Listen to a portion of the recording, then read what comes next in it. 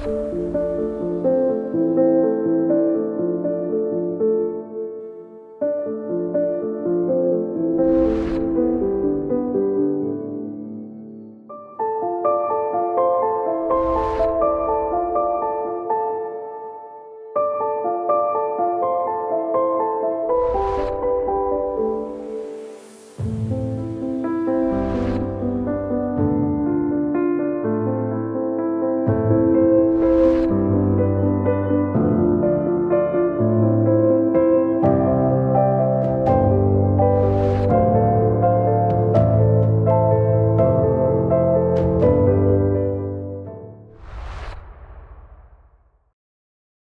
a bow to yourself.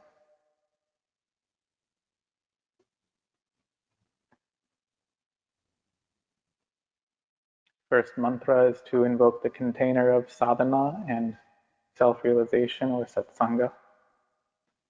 Second will be for the guru and the student relationship, the teacher-student relationship, maintaining our illumination, energy, wisdom, and a prayer so that there is no misunderstanding or discord between us of any kind.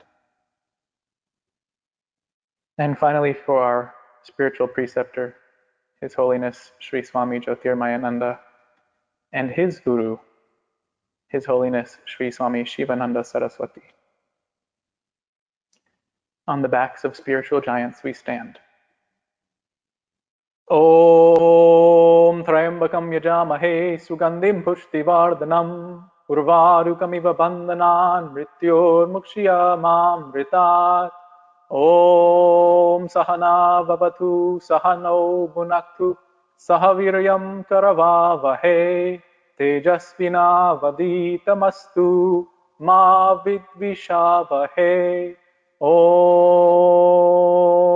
Brahmanandam Param Sukhadam Kevalam Jnanamurtim Dandvatitam Gagana Sadrisham Tattvamasya Dilaksham Ekam Nityam Vimala Matchalam Sarvadi Sakshi Bhutam Bhavatitam Trigunarahitam Satgurum Tam Namami. Om Purnamada Purnamidam Purnat Purnamudachyate Purnasya Purnamadaya Purnamevavashishate. Om Shanti Shanti Shanti.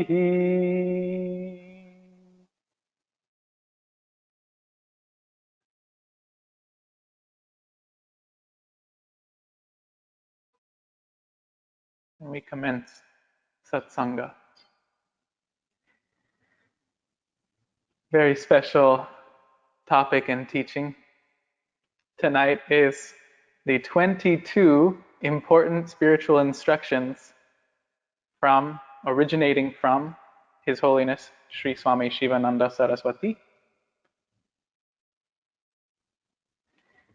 And I'll be illuminating this very direct, very straightforward, and very distinct teaching for practical living, for practical life, for day-to-day life. This yoga is supposed to go way off the mat. And it is supposed to bring light to all three levels of your existence. These planes of existence are known as the three realities as well. You have the physical or the practical reality. So with this physical body comes practical realities. You have to get up at a certain time and go to sleep at a certain time, fueling it properly, putting roof over the head, clothing, etc. These are all practical realities. Gas in the tank, this kind of thing. Bills. These are practical realities and they will never go away. So to think that somehow when enlightenment dawns, you'll have no dealings with the world is illusion. The second plane of existence, or the reality of the three realities, is apparent reality. This apparent reality happens here, only here in your mind. You make up a whole idea about what this universe is and who you are, and this is all your apparent reality. What so and so said about me and thinks about me, perceptions.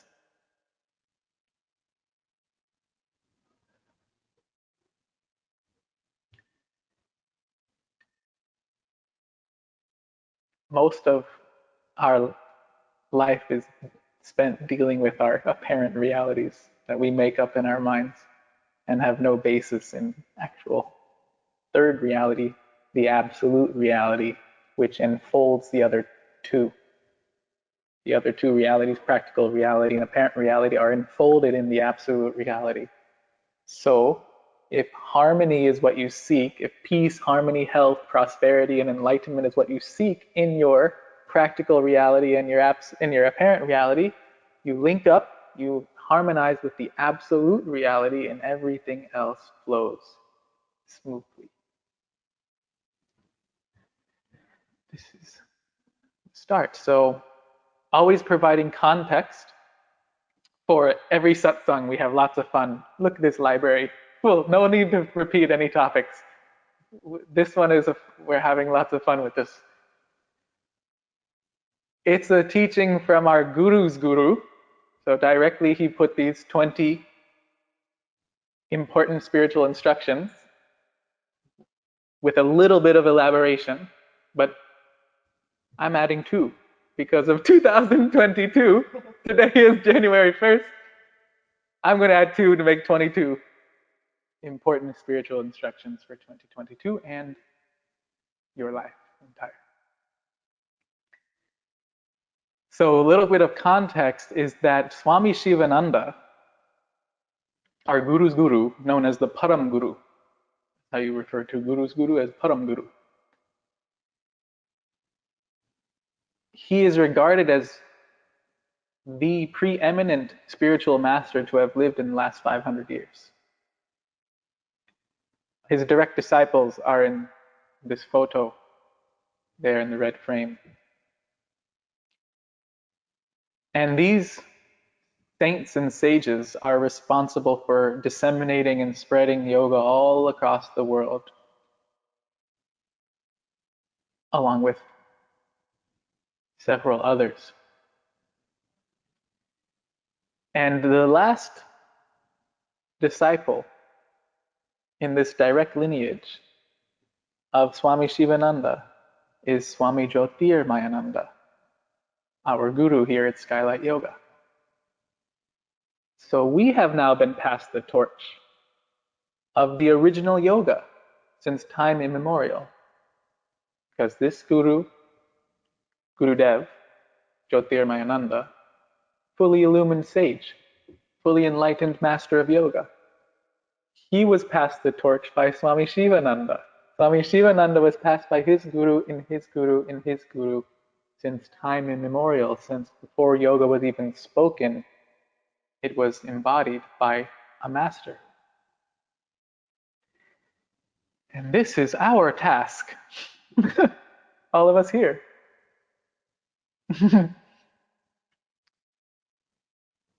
We've been passed the torch. You showed up here. You've been given the torch. Light is going to be kindled. Your fire will be kindled. You just bring the flame of the guru. So we can be familiar with the types of students as well, which are green wood. Imagine wood is green, and no matter how much you put light to it, fire to it, it's never going to light. Some souls are like this in our world.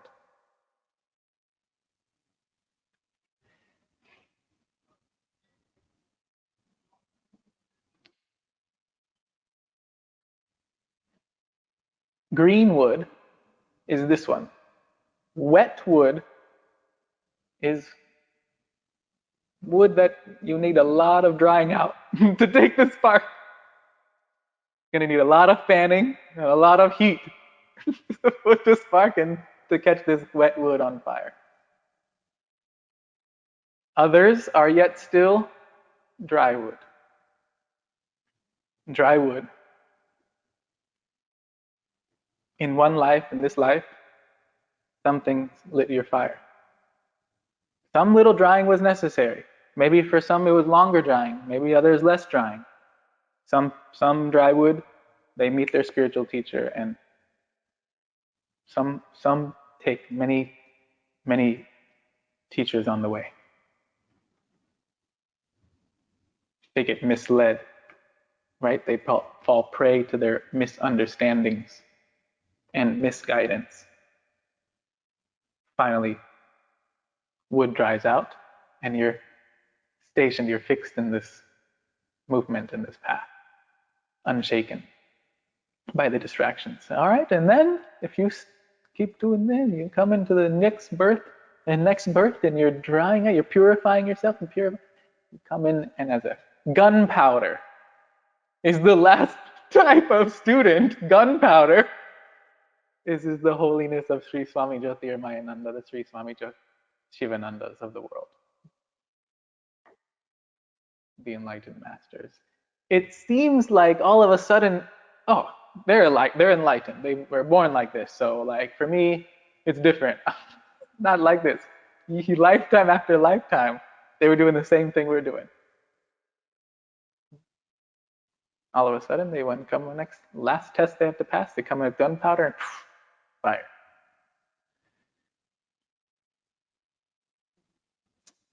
These teachers, the masters, the highest, profoundest, realized, fetterless souls, are often misunderstood by the masses. Are often misunderstood. And or unrecognized. Because in the fully illumined sage, or the living sage, the point is not to do it after you die, right? Some traditions and some schools are off the hook by telling you that, oh, don't worry, you'll be enlightened after death. So living sage, fetterless, reach the goal. Encountering this personality, if it's happened in your life, you are holding the greatest treasure in the entire universe. Because your birthright, the point of human embodiment, is not to just come around and around again and again, birth to death, birth to death. Finding out the purpose of this human embodiment and realizing and expanding upon it and experiencing the blessings that yoga promises, which are divine bliss and truth and compassion, all the divine virtues that flow from your heart. In that personality, in those sages, those living sages, their greatness and their humility are perfectly blended. So you can see how they can go unrecognized to the masses, to the uncultured mind, we'll say, right? So the very fact that you have found yourself in this lineage and hearing these teachings is the greatest blessing you can attain in a human embodiment. And this is what I wanted to impress upon all of you first now. So that is a good amount of context. I think the last amount of context I'd like to provide is that this I'll be reading out of our SKYLIGHT Yoga Teachers Training Manual. And these teaching, 20 important spiritual instructions, arrives in the very last chapter, in the very last pages of this yoga scripture for teachers. And that is to say that much understanding is required for you to have perfection on these 22 points. So, do not demand the perfection of yourself right away. It is a gradual process.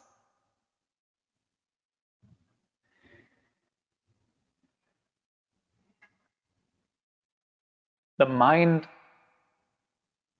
has to ripen to self-realization. Imagine that throughout the day, if we're awake for 18 hours, then say 17 of the 18 waking hours, we just let our mind and senses go whatever way they want, like wild horses. And then the 1 hour we want to meditate, mind is unruly. Duh! Like, right? Like, is there a surprise? And so, what we want to do is develop a skillful, creative way in which we apply these teachings in our daily life.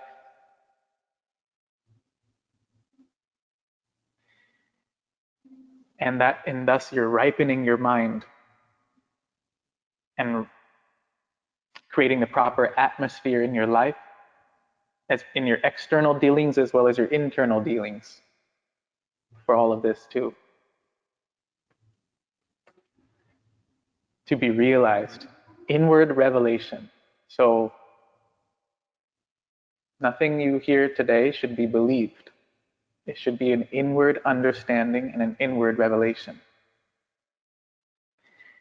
Let's begin. Om Namo Bhagavate Swami Sivanandaya. Om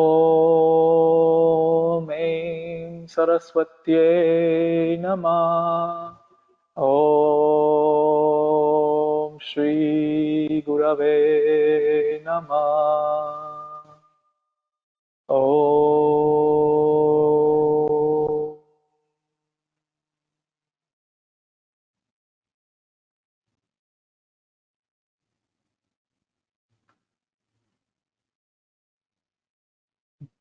The very first teaching will be one that I offer.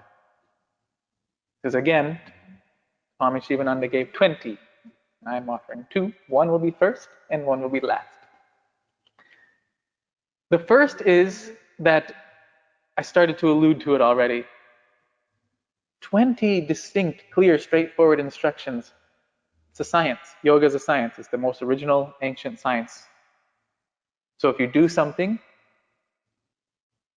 this outcome, this result happens.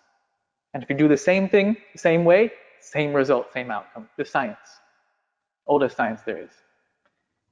How to apply it is artistic. First teaching. You want to be artistic and creative about applying these teachings in your life, each of your lives. Number 1, check. Number 2, the first, and I'll read these directly first, verbatim. Get up between 4 a.m. and 6 a.m. daily. This is the Brahma Muhurta, the hour of God, or the Amrit Vela, moment of nectar. And it is extremely favorable for sadhana, spiritual discipline. Practice your morning sadhana from 4 to 6 a.m. for quick and maximum progress. So, I'm not a morning person. Classic. And that's where you get artistic right away.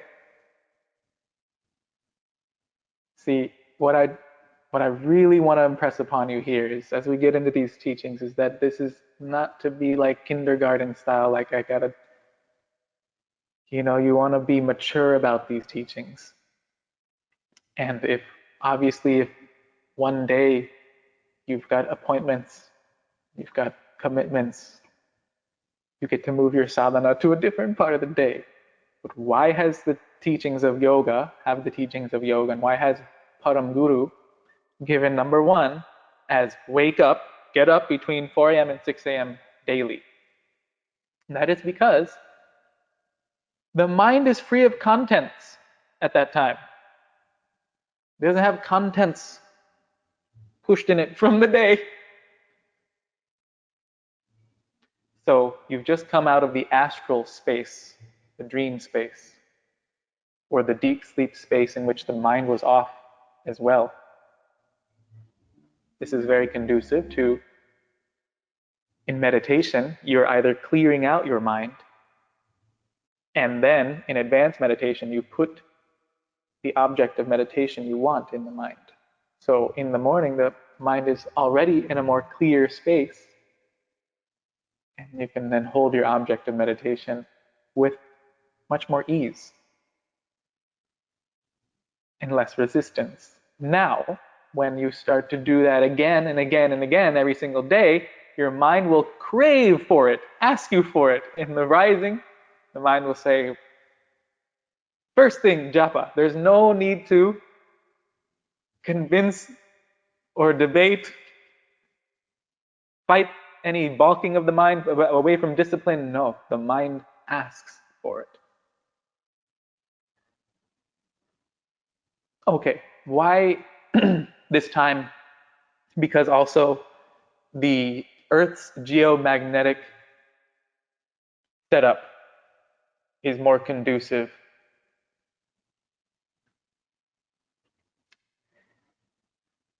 to spiritual practice. So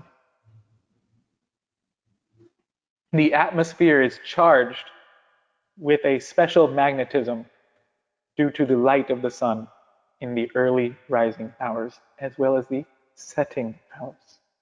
This is why sunrise and sunset are wonderful times for you to establish a discipline in your day for sadhana. What if it's before sunrise? Sunrise is 6:30. Yeah, it changes throughout the year. So Amrit Vela and Brahma Muhurta, the hour of God, which if you've listened keenly, it's 2 hours. Yeah. The hour of God is 2 hours, but specifically 1.5 hours before sunrise. So then we change it daytime. Indeed. Intelligent and skillful and creative way in which you practice.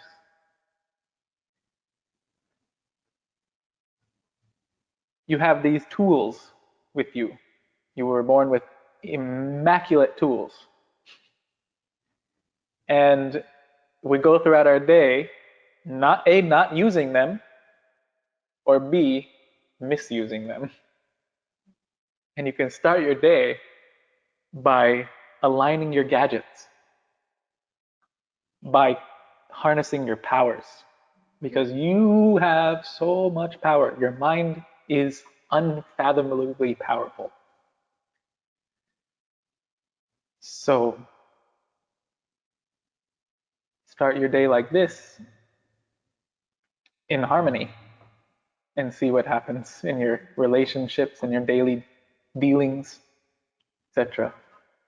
Your relationships will transform when you've whispered and spoken the divine names and mantras, and you've brought rhythm to your breath, thus bringing control and concentration to your mind. All of these happen with your sadhana. Making sure all of your tools are in proper form. Number 3, practice asana. Another thing I wanted to say is that these teachings are, as you know, like sutras, yoga sutras, Raja Yoga Sutras of Maharishi Patanjali are one-liners, whole teachings in a condensed, packed in a one-liner thread, sutra thread. These are sutras. Number 3 sutra is practice asana. Asana means the poses of yoga. Here he continues, sit in Padmasana, lotus position. Siddhasan, Siddha means spiritual powers, so it's another seated position in which you sit on one heel and the other heel is in front of that heel. Almost. And Sukhasana, easy pose, the one I'm sitting in now, cross-legged position, simple seated position. So sit in Padmasana, Siddhasana, Sukhasana. There's another one I can add here, is Vajrasana, the thunderbolt pose, in which you just bend your knees and you sit on top of your heels. These are the 4 classical seated meditation positions.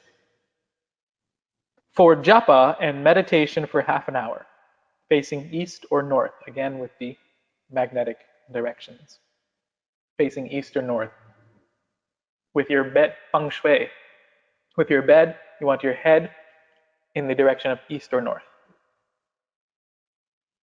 for best sleep. Increase the period gradually to 3 hours. So that's again, you sit for meditation and japa, repetition of mantra, for half hour, gradually working your way up to 3 hours. Do Shirsasana, the headstand, and Sarvangasana, the shoulder stand, for brahmacharya and health. Brahmacharya is utilization, control, and harnessing of your creative energies, your shaktis, your powers. Your strength, because strength is required in this pursuit. No, it's not a weakling. For weaklings, self-realization won't get it there if you become a weakling. So you must become a strong like lion and lioness. Brahmacharya and health. Take light physical exercise such as walking regularly. Walking is wonderful. Walking can become meditation. Anybody ever tried walking meditation? Synchronize your breath. Have a sad achar. Have a good vritti in your mind. Have a good thought wave to keep in your mind and cadence. Do 8 to 20 rounds of comfortable pranayama. Comfortable pranayama means adopt breathing exercises, yogic breathing exercises. Adopt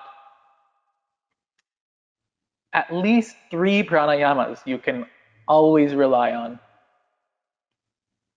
anytime throughout your day. In the beginning of your practice, middle of your practice, end of your practice, whenever. You want to have these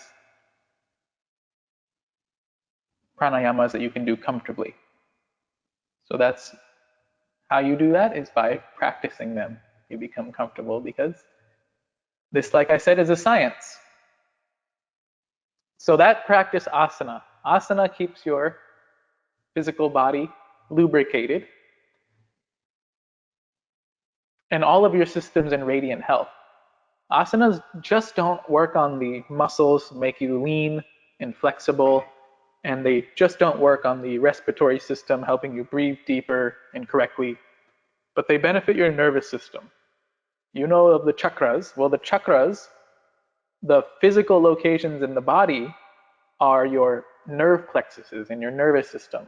So the physical channel of your astral chakras, your subtle body chakras, is your nerve plexuses. And these are along the spine, and the spine is the central emphasis of all of the asanas, the poses.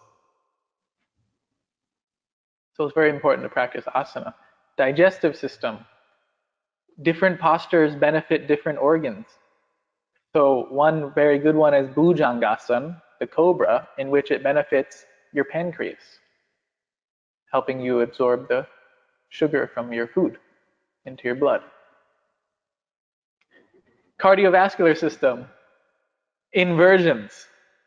Throughout the day, heart, 75% of the length of the body, the heart has to pump up back toward the heart.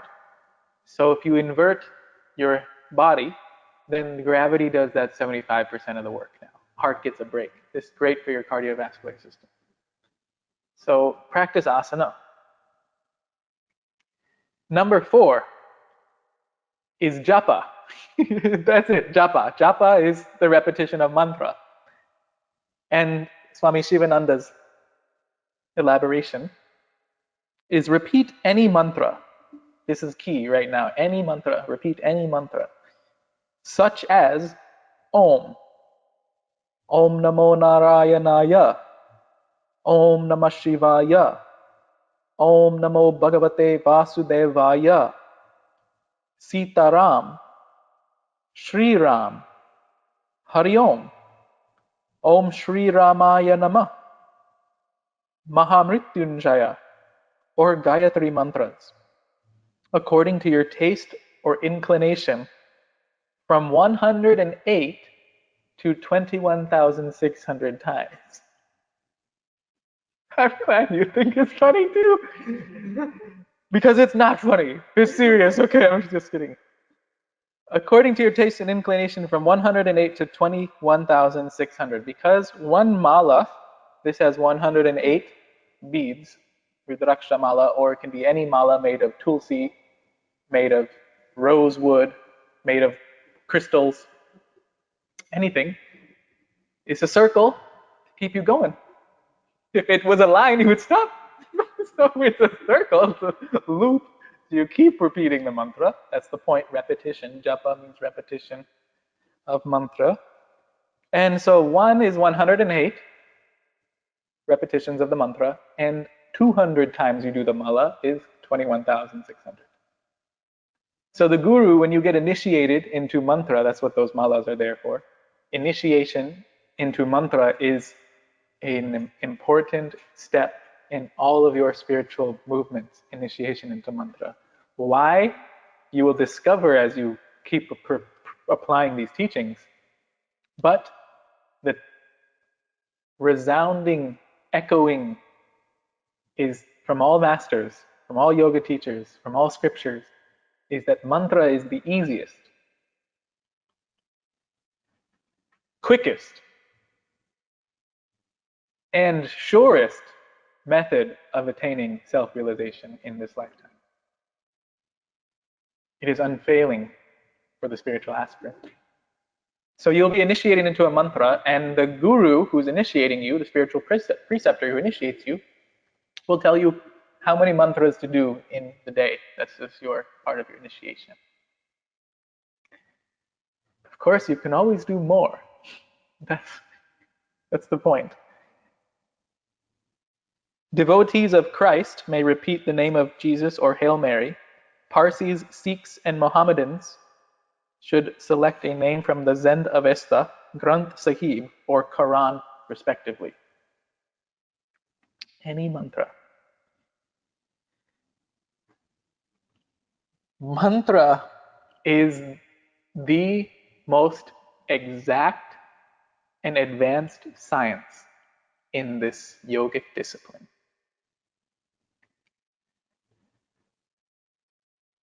Sound and form are the two most influential on the mind. So yoga has made direct use of sound and form in mantra and yantra. This little copper plate here, can you bring it to me? Right on the top, yep.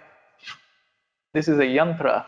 It's a geometric, maybe see, it's a geometric meditative image. You're trained by the guru to move your eyes around repeating the mantras that are on the yantra. This is the geometric form of the mantra. Or we're getting. So what is it, geometric form of the mantra? How is it? Well, sound. They're doing this experiment these days where you have a plate of sand or pebbles and you apply a sound frequency to that plate, and the pebbles or the sand moves into this geometric yantra. Okay. Bowl, sound bowl, Tibetan, Nepalese, crystal, anyone. You put water inside and you ring it or hit it and you look inside the bowl. What happens? Geometric patterns inside the water. Yantra. So, what am I saying? Sound is form unmanifest. And form is sound manifest.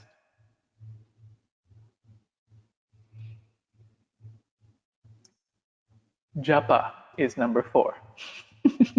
Number 5, dietetic discipline. Take sattvic food. Give up chilies, garlic, tamarind, onion, overly sour articles, low-grade oils, and asafoetida. Observe moderation in diet. Do not overload the stomach. Give up those things which the mind likes best once or twice a year. Eat simple food.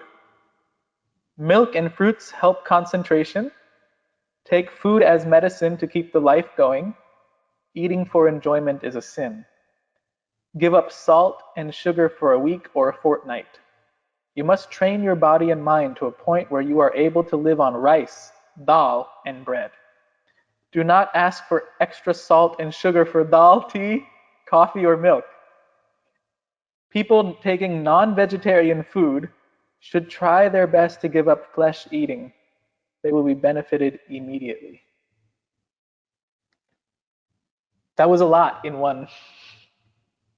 His expansion on dietetic discipline. So dietetic discipline, again, no one size fits all, but there are fundamental or general rules, guidelines, qualities is the best way to describe this, qualities of the food. And you're used to reading on the back of the nutrition label, what's in this?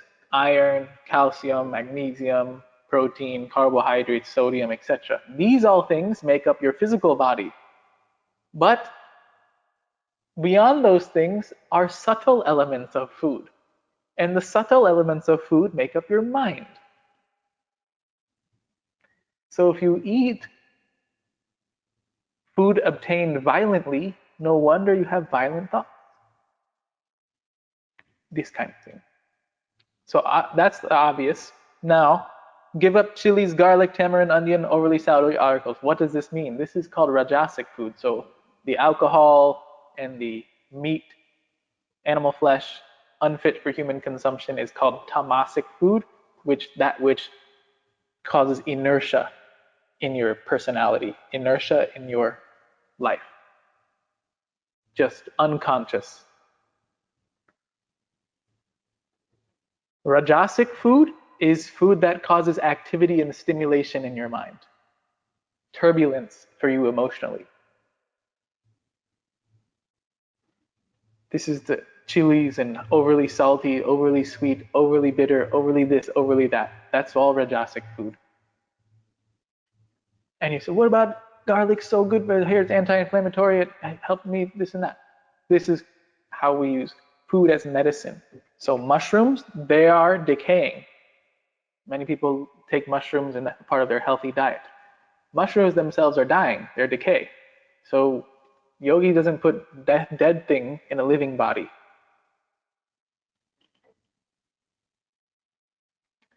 But mushrooms have medicinal qualities and medicinal benefits. So this mushroom for this and this mushroom for that. If you're ill and if you need medicine, take medicine, get better, return back to your sadhana. Same with garlics and this.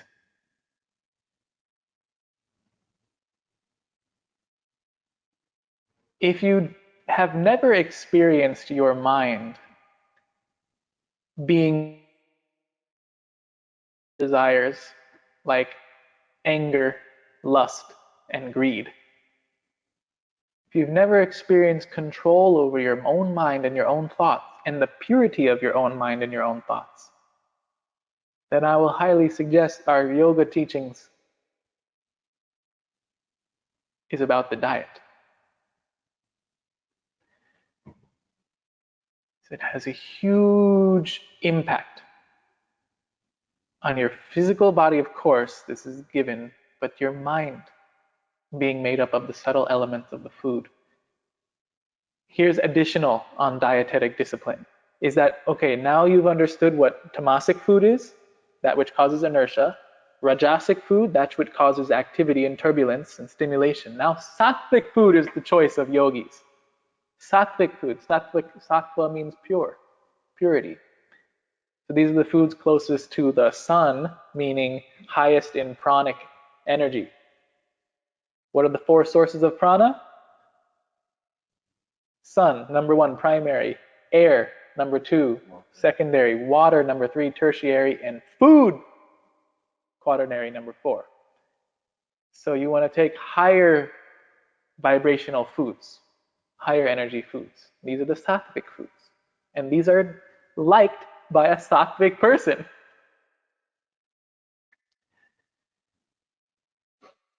Now, the last thing here is that you know what sattvic food is: wholesome, simple, pure, natural food, unadulterated, no preservatives, without, pumping full of hormones, and organic when possible. Is when you have that pure sattvic apple, let's say, or sattvic food, and you overeat, overload the stomach, what happened? It became tamasic. It became causing inertia. Say you've taken this sattvic food and you eat it in haste, it became rajasic food. So how you eat as well as what you eat, part of the yogic eating discipline. Did you take in the list of there was something apart from garlic? Give up chilies, garlic, tamarind, Tamarind. onion, overly sour articles, low-grade oils, and asafoetida is a spice that is used in India, but it's very pungent and leaves it on your whole mind and body, just like the garlic and onions do. Okay. Milk and fruits help concentration. This is because milk and fruits help purity of your mind. Now, in the West, we are having Western cows and Western dairy practices, and this teaching comes from the East with Vedic cows, a whole different species of cow, and different nutrition, different nutritional properties, and different dairy practices. So if you do take lower grade dairy products, do so in moderation.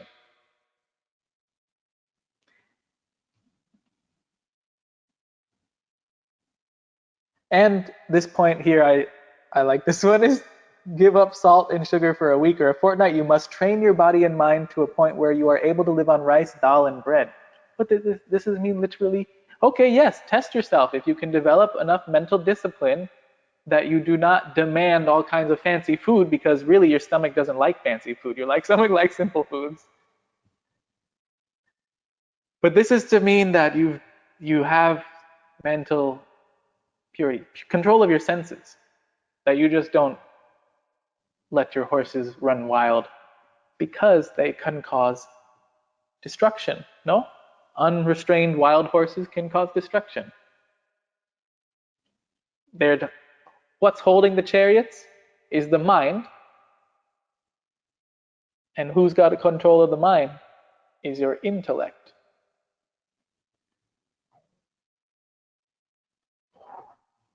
The intellect is the driver, the soul is the passenger of the chariot, and the chariot is your body. So if the horses are uncontrolled, the body can crash, cause harm. So this is okay. Just to say that it is, you want to remove the complexities of the mind, the attachments of the mind. I have to have my this and that at this. I can only go to sleep with this kind of thing. I needed to simplify your mind and simplify your life. This is what that teaching was about. Okay. Number 6, have a separate meditation room under lock and key. If this is not possible, a corner of the room can be set apart with a small screen or curtain drawn across. A practical teaching here that space, you walk into a space and you automatically feel relaxed. Energy, space can hold energy. So if you have this area you'd like to meditate or do your sadhana in, but you let all kinds of external influences and associations in that space, you'll feel them when you come to your sadhana and your meditation. So if not a room under lock and key, a partition, an area that you keep free of other external associations. And in this way, when you come to that space, your mind will feel, your astral body, your subtle body, your mind will feel the purity of that space and know, oh, it's time for sadhana. This is my sadhana space. Oh, I feel so good here. Okay, so it's that one. Number 7. Do charity regularly. Charity is called dana in Sanskrit, D-A-N-A, dana. Give according to your means or 10%. Never fail in this item. If necessary, forego some personal wants, but keep up this charity regularly. This is, like I said, no, it's not kindergarten just, oh, because this, scriptures and because the teacher said so, we should give. It's not like that. Just a practical and a profound reason. Practically, it helps you sublimate your greed, this inner desire to amass more and more and more, and consume and more and more and more, and amass much more than you need. And this is an influence that we have in our modern lives. You need so much to be happy. Actually, when you go out into the forest and you're breathing fresh air and got pure water, healthy sattvic food, you realize what makes you happy, what you need to be happy.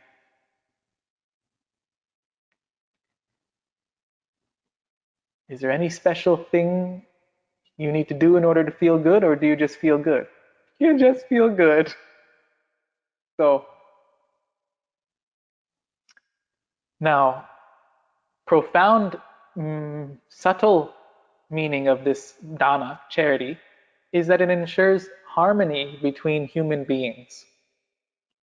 Because we interact with this cosmos, in a relationship with this whole cosmos and whole universe, and all the birds, fishes, donkeys, and monkeys, trees, etc., the butterflies, the swans, and we interact with the human beings. So there's another level in which another relationship, another plane in which we want to ensure harmony, and then finally, the other place we interact with is ourselves. And so this is ways yoga teaches you. If you're ensuring harmony within yourself, it's called tapa, austerity or discipline. If you're ensuring harmony in your human beings, peer relationship, it's called dana, charity. And ensuring harmony in your cosmic life is called yajna, sacrifice.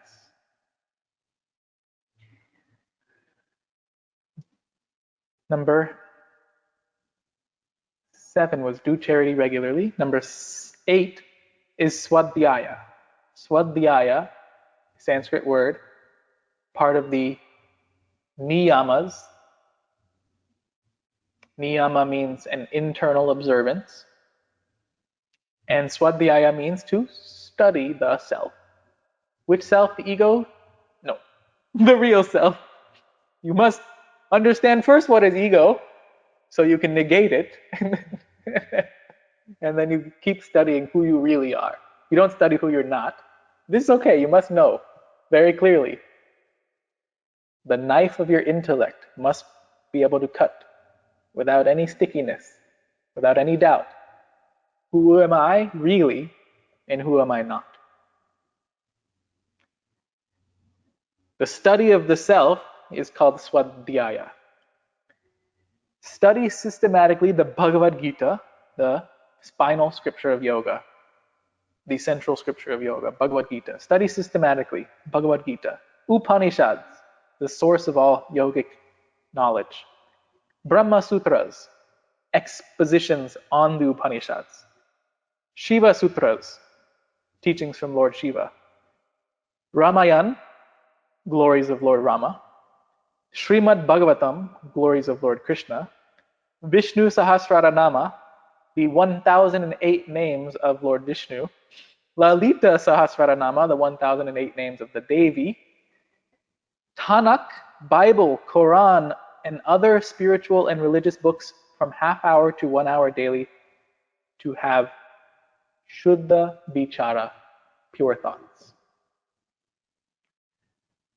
So wow, that was a lot there in Swadhyaya. Basically, all these were scriptures, and the Sahasrara Namas are divine names. The mantras, remember, mantra is mystic energy encased in a sound structure, a sound frequency. So they exert impact, influence on your energetic signature, your energetic body. Your energetic body is your mind. So these are hacks into controlling your own mind and the state of your consciousness, raising the level of your consciousness. If we're thinking about it allegorically, metaphorically, our lower chakras, the root being for eating, the second being for drinking, and the third being for sex. And so if your energy, your consciousness is only here in the lower chakras, you raise it up, and now these more subtle realities of life unfold. The truth is revealed to you. So where will I find this truth? In your own experience of life, in your own heart and in your own mind.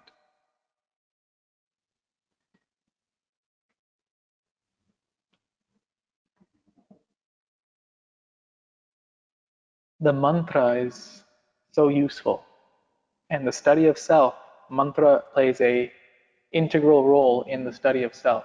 How else do you study self, Swadhyaya? You study the scripture under a qualified teacher. What does yoga teach? Okay, go open the scripture, read, and you need some guidance. A lot of guidance, to be honest. Because the scriptures are in codes, they're encoded. So my unfettered mind of the spiritual preceptor or the master unpacks the code, decodes it for you, and gives you what they're trying to say. So that is all to have Shuddha Vichar, pure thoughts. 9 is Brahmacharya. Brahmacharya, we touched upon it earlier. Brahma is the creative aspect, and Acharya means to link or to master. So we have creative energies, male and female, mixing, dancing, playing. And when they come in physical and astral, we're all here because of this. Now, is that the whole purpose of life? This is for you to find out.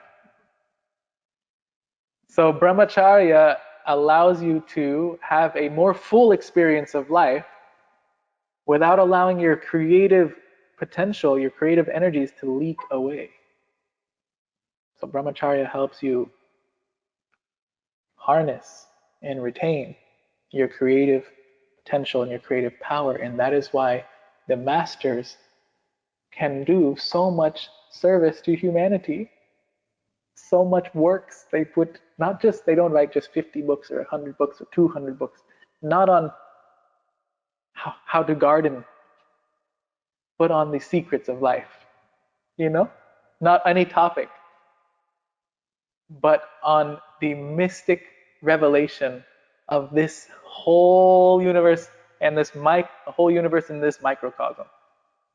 So all the secrets of there are found here. And there's one story we always tell in this, whenever this comes up, is that Ursa Major constellation, Big Dipper. So we've all heard of the Big Dipper, yes?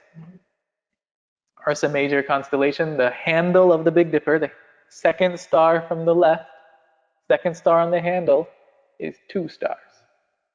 And this was known before we had telescopes and microscopes and satellites and computers and planes, etc. To go spaceship fly there and go look at it? No. What did the ancient yogis do? They went inside and everything outside was revealed. That is why all these truth is just, this is an ever-present reality. It's what's happening right now. Yoga just points it out.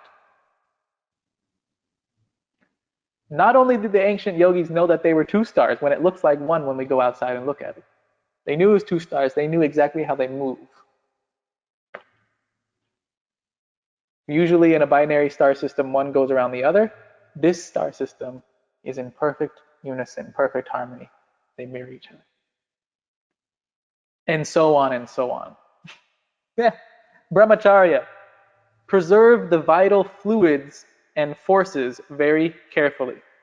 Vital fluid, virya, is God in motion or manifestation, in vibhuti, which means glorious form. These vital fluids. Virya is all power. Virya is all money. Virya is the essence of life, thought, and intelligence. Householders means people who have the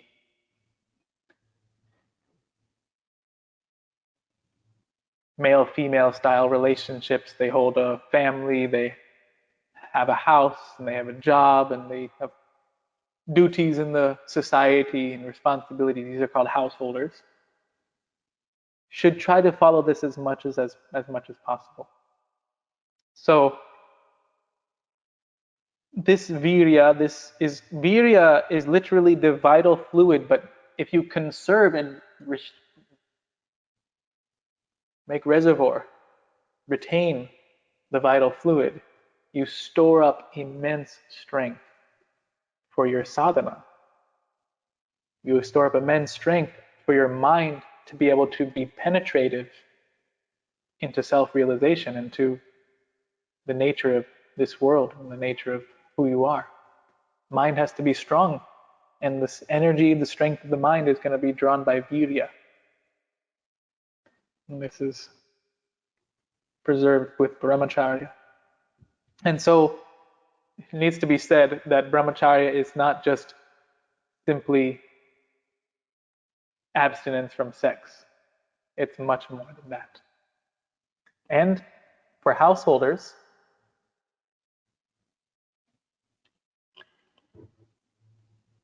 brahmacharya is a practical application.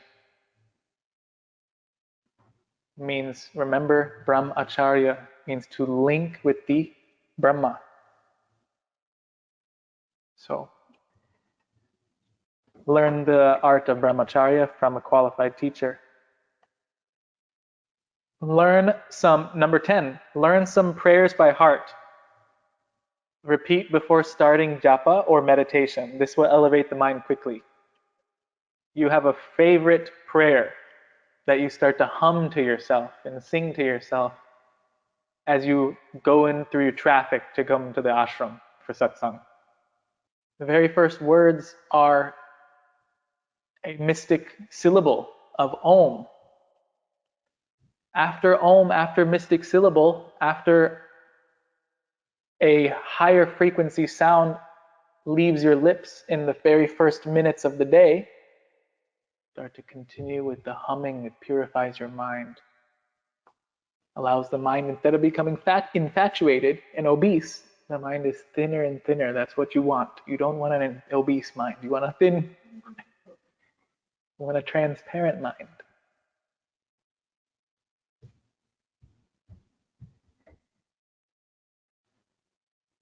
It brings me to something, as people always ask, what happens to the ego, limited personality, ego personality, when you are moving to self-realization? And the answer is that it becomes transparent instead of being something you cannot see through. That's where it starts, the tamasic ego. Then the ego becomes rajasic, means it's opaque, means you can see a little bit through it, but the light gets in and it refracts. And then sattvic ego is when the ego is transparent. Now, when the ego is transparent, it's transcended. It's no longer acting like an obstruction, but instead acts as your best friend. Number 11. Ooh. Halfway point. Give up bad company, smoking, meat, and alcoholic liquors. No brainer here. Give up bad company, smoking, meat, and alcoholic liquors. Have constant satsanga. And do not develop any evil habit. Deliberately exert to develop positive virtuous qualities. So satsanga, many meanings of satsanga. Sat meaning truth or existence, and sang meaning together with truth, or to be accompanied by sat, truth. That's what satsanga means. So you gather in truth. Truth is expounded. Truth is collected. You're in the company of truth. It's the most nourishing and nurturing for a human soul, human being, is satsanga, the one and only atmosphere of satsanga.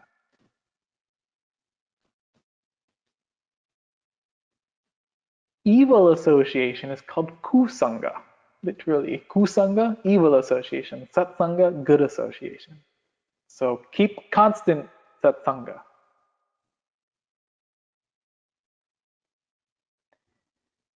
One story here is that Buddha's disciple, he told as they're walking for alms, to pick up a rope on the ground and smell the rope. And the disciple, disgusting, almost vomits, nauseous. And Buddha's like, what happened? And the disciple's like, I don't know. And the rope smells horrible. It made me almost vomit. And the Buddha's like, why does the rope have a smell like this? And the disciple's like, I don't know. The Buddha says, does the rope have any inherent smell on its own? And the disciple's like, no, I guess not. No rope has any inherent smell. Finally, coming back from alms, asked another disciple to pick a piece of paper off the ground. Smell the paper, says Buddha. Disciple smells the paper, and mind lights up and face lights up and joy and beautiful fragrance. And Buddha's like, what's happening over there? Having a moment. And the disciple's like, yeah, it smells divine. And the Buddha's like, why does the paper smell divine? Does the paper have any inherent smell on its own? And the disciple's like, no, I guess paper doesn't have any inherent smell. And the Buddha said, we human beings, our personalities are like the paper and like the rope. The rope was tied around fish in a harbor, nearby harbor, and discarded. And the paper was used to wrap sandalwood incense and discarded.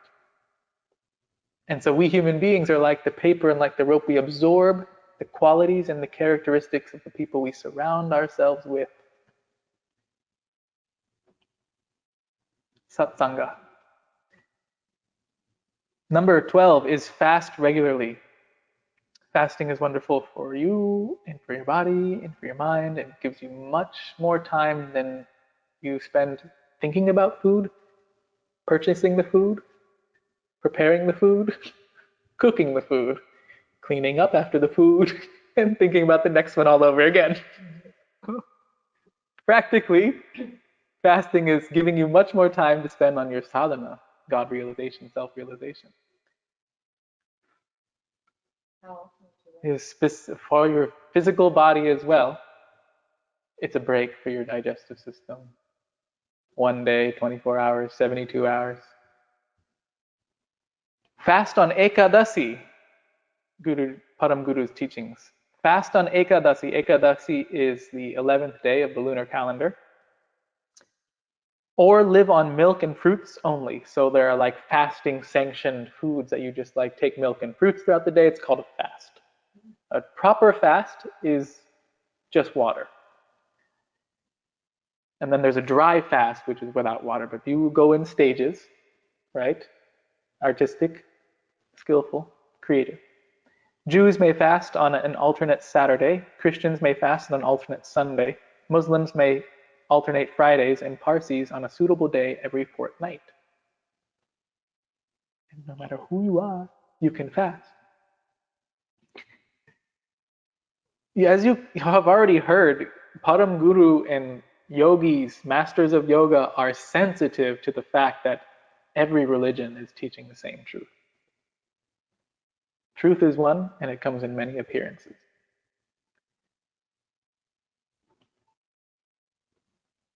Fasting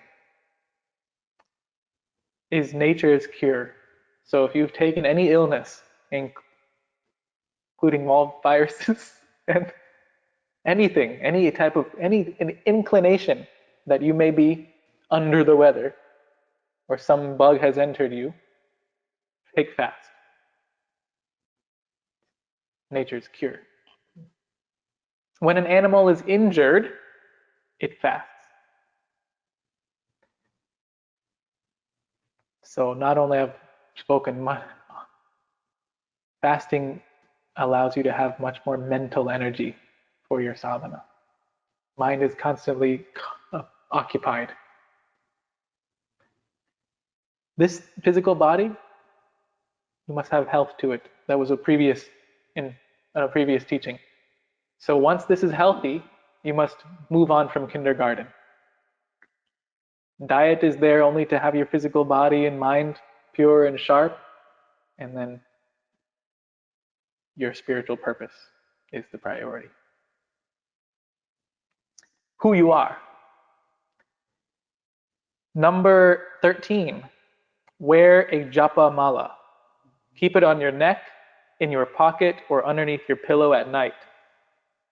These japa malas, Param Guru has said this here in number 13, so that you have it on you at all times for you to use it. Number one, you actually want to use, not just a fashion piece. Not for fashion, actually, at all. It's to be used. And why he says put it on you, keep it on your neck, in your pocket, these have energy. Those very same magnetic fields and energetic fields, which we talked about earlier, are going around in this space. And they interact with the shapes and the objects that exist in space. That's why you feel different when you arrive at some architecturally unique place. If you've ever come into a place that's architecturally intelligent and thoughtful, it influences your experience of life and yourself. So these malas made of rudraksha are a very unique shape in which the energy is interacting with this shape and has a balancing effect on your physical body. It regulates your body temperature. It regulates your blood pressure. This is proven. Nobody's voodoo, old legend tales. No, just go measure it.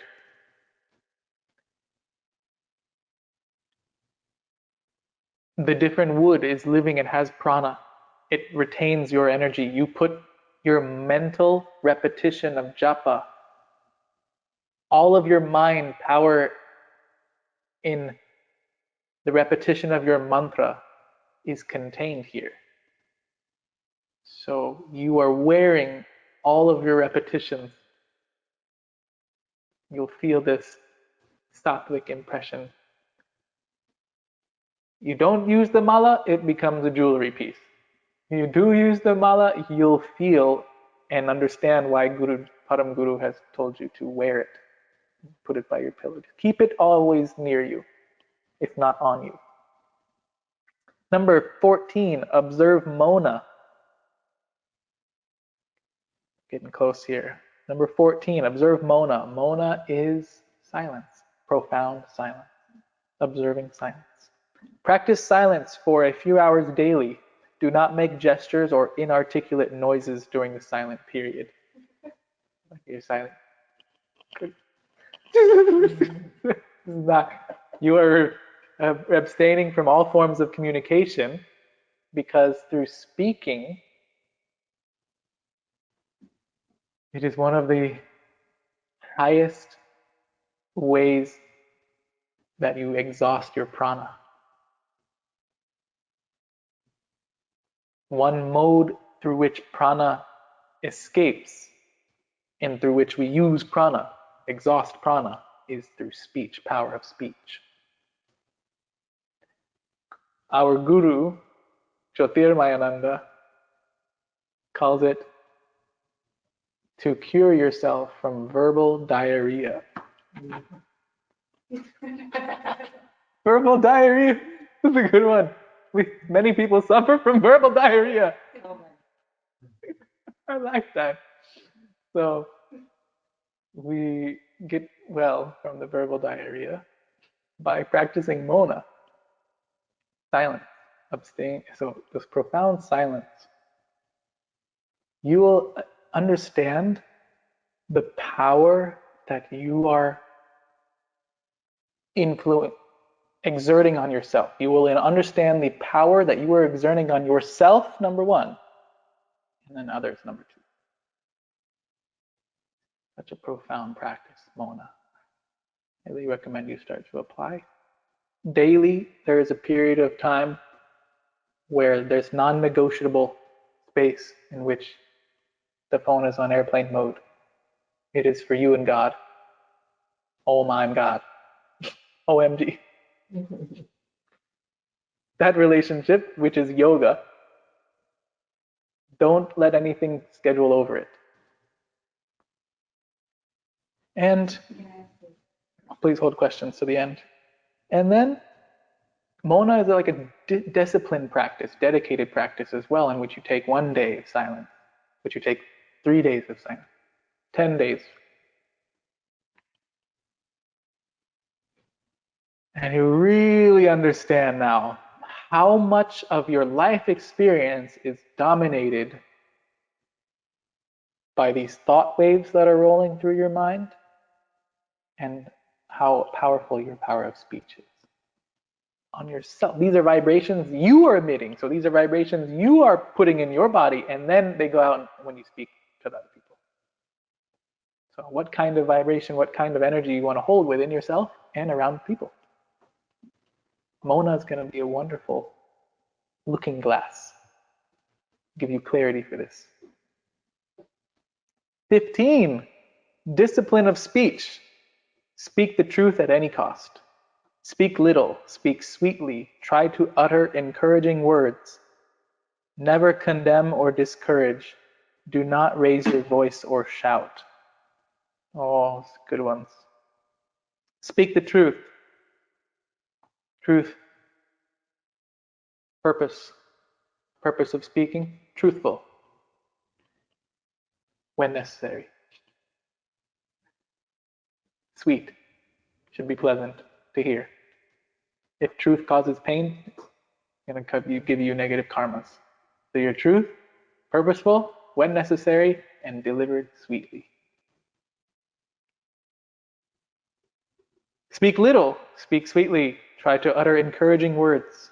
Never condemn or discourage, do not raise your voice or shout.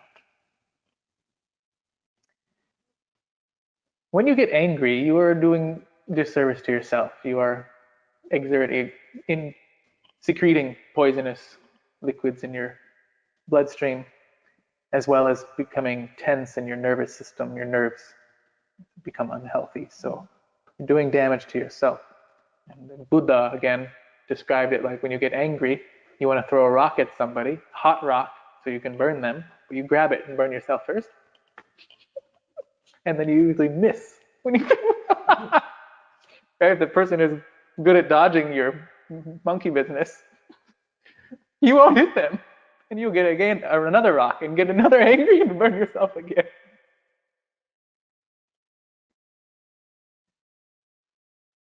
Okay. This 16, reduce your wants. Mm-hmm. Lead a happy, contented life. Contented is the key word there. Oftentimes, contentment is misunderstood. I should just be like whatever with my life and content. That is not contentment. Avoid unnecessary worry.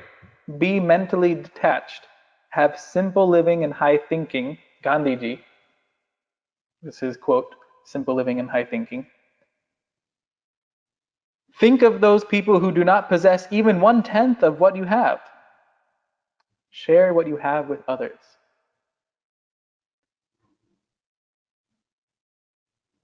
This modern saying that more you own, the more owns you kind of thing, the more things you have to look after. You say, oh, wouldn't it be nice if I had a whole vault full of gold bricks? Oh, my life would be so much easier. And then a whole day you're worried about the security of the vault, the alarm system, the battery gone. It's kind of so so simple life is the key. Simplicity is the key to happiness in the modern world, modern life. Simplicity is the key. Give it a shot. Simple living and high thinking. So just because you live modestly, right, doesn't mean you have a lower type of existence. You have a higher type of existence. Allowing yourself to be mentally detached. Mentally detached, living a contented life helps you avoid unnecessary worry. So when your mind is free of the complexities and the illusions of who you are not, of the ignorance, of the egoism, of the attachments, of the hatred, and of the fears, that's called living a contented life. That's called living a truly happy life. It is just like one of my favorite quotes from our guru is that with a distracted and uncontrolled mind, a noisy cave can become a silent cave. Serene cave can become a noisy city with an uncontrolled and a distracted mind. Serene cave becomes a noisy city. And then with a controlled mind, noisy city becomes a quiet and serene cave.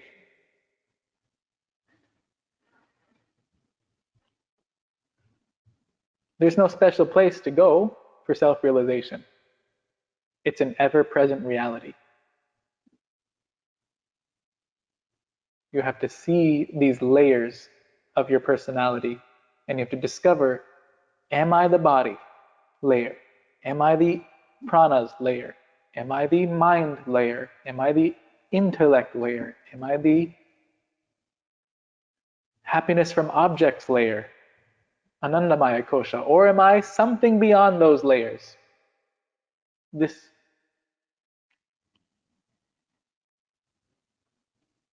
is, as we mentioned earlier, thinning out your ego instead of infatuating, making the ego obese. The ego puts all these props around it so it never gets seen for what it is, an illusion. So when you find yourself creating props, you remember that ego is trying to hide itself from being seen as a fictitious identity, a shadow of the real you. Don't be fooled. Okay. 17. Never hurt anybody. Ahimsa paramo dharma in Sanskrit. Ahimsa, non-violence, paramo, ultimate, topmost, and dharma, duty. Ahimsa paramo dharma. Non-violence is the ultimate duty. Control anger by prem is divine love. Anger is controlled by prem, divine love. Greed is controlled by kshama, forgiveness. And daya overcomes lust. So greed, lust, and anger in this context are all forms of violence. violence against yourself, violence against others, in direct and also indirect ways.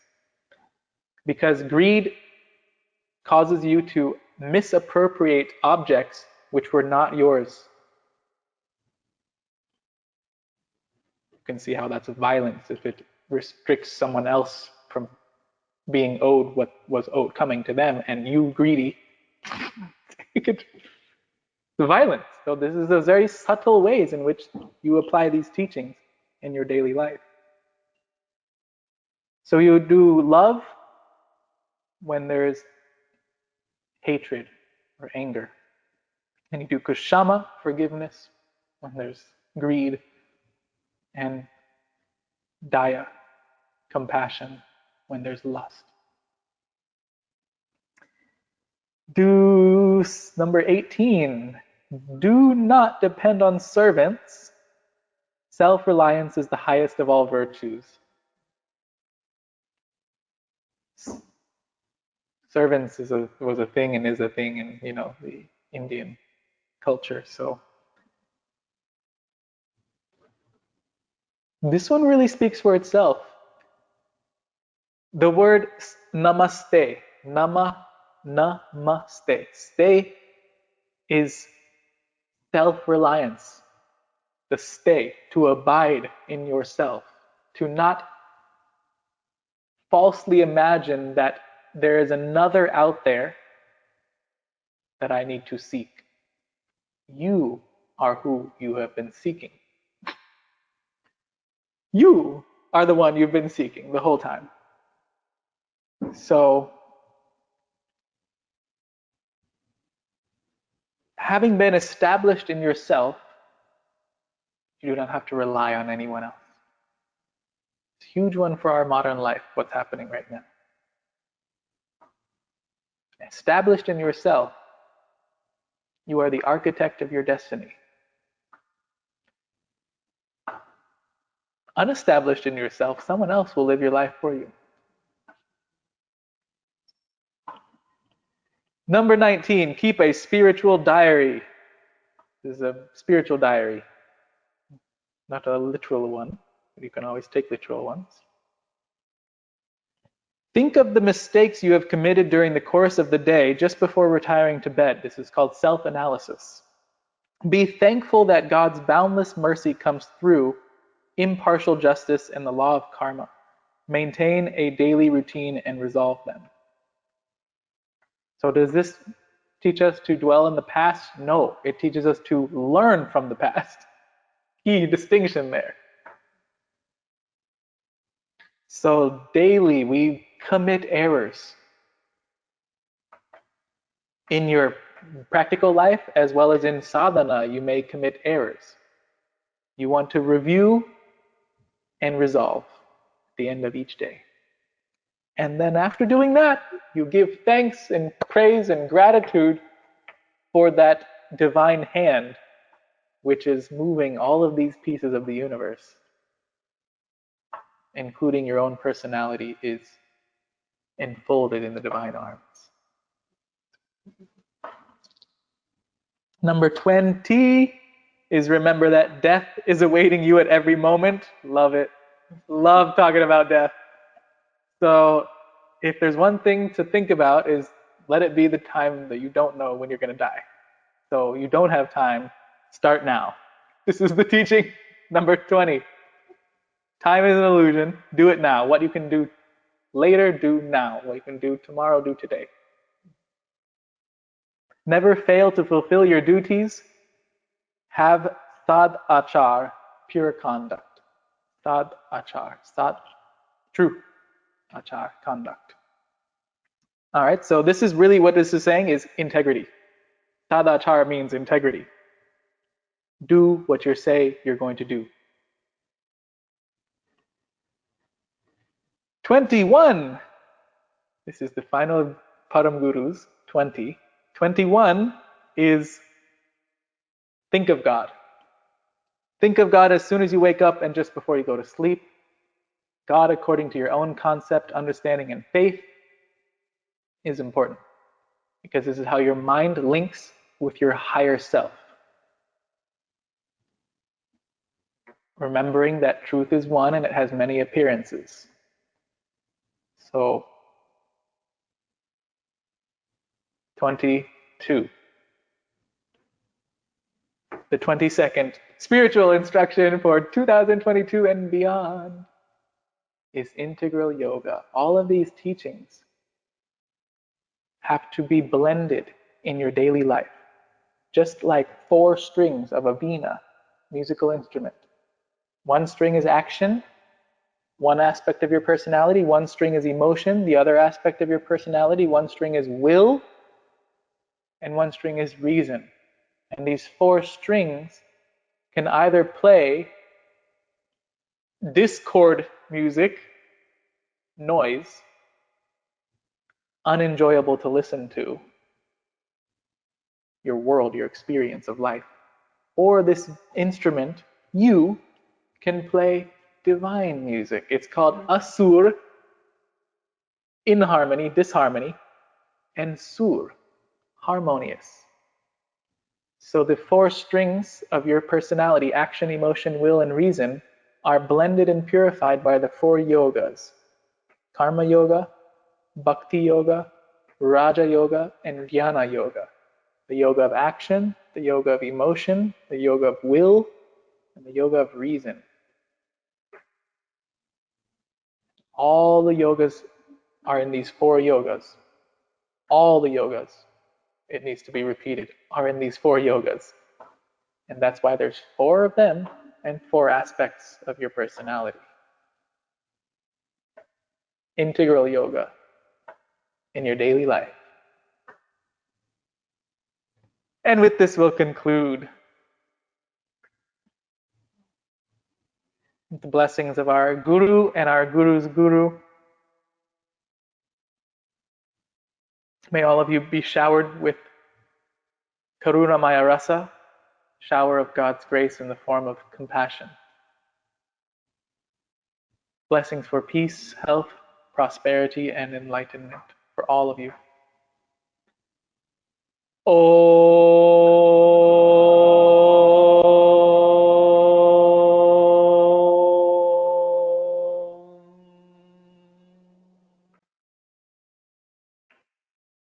Om Trayambakam Yajamahe Sugandhim Pushtivardhanam Urvarukamiva Bandhanan Mrityurmukshiyamamritat.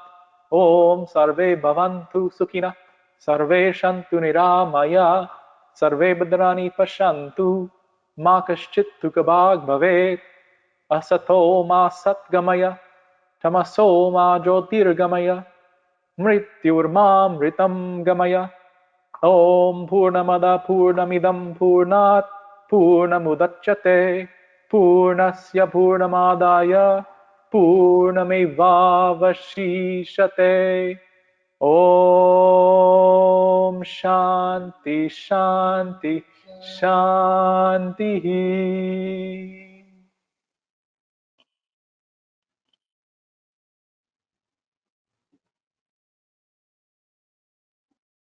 Hari Om Tat Sat Om Shri Gurave Namah.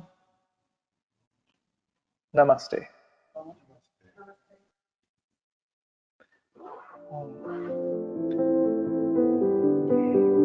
Namaste.